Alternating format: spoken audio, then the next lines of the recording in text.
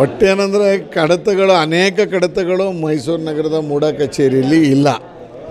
ಇದಕ್ಕೆ ಸಂಬಂಧಪಟ್ಟಂತೆ ನಾವು ಹೇಳೋದಾದರೆ ಸನ್ಮಾನ್ಯ ಮುಖ್ಯಮಂತ್ರಿಗಳು ಅವರ ಪತ್ರಿಕಾಗೋಷ್ಠಿಯಲ್ಲಿ ತೋರಿಸಿದಂಥ ಏನು ಬಚ್ಚೇಗೌಡರ ಪ್ರತಿ ಅದು ಮೈಸೂರು ಮೂಡದಲ್ಲಿರಬೇಕಾಗಿತ್ತು, ಅದು ಮುಖ್ಯಮಂತ್ರಿಗಳ ಕಚೇರಿಗೆ ಹೋಗಿದ್ದು.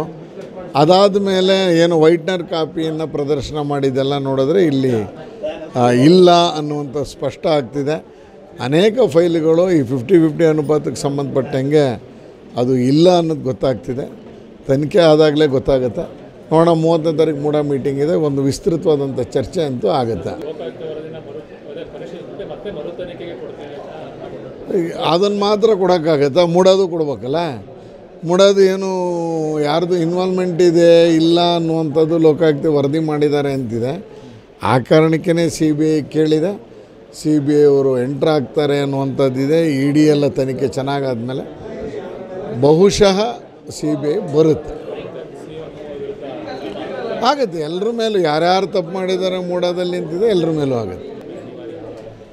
ಆಗಲೇಬೇಕಲ್ಲ. ಈಗ ಕೋರ್ಟ್ ಫೈಂಡಿಂಗ್ಸ್ ಇದೆ, ಎರಡೂ ಕೋರ್ಟಲ್ಲಿ ಮುಖ್ಯಮಂತ್ರಿಗಳದ್ದು ಪಾತ್ರ ಏನು ಅನ್ನೋದನ್ನು ಎತ್ತಿ ಹಿಡಿದಿದ್ದಾರೆ.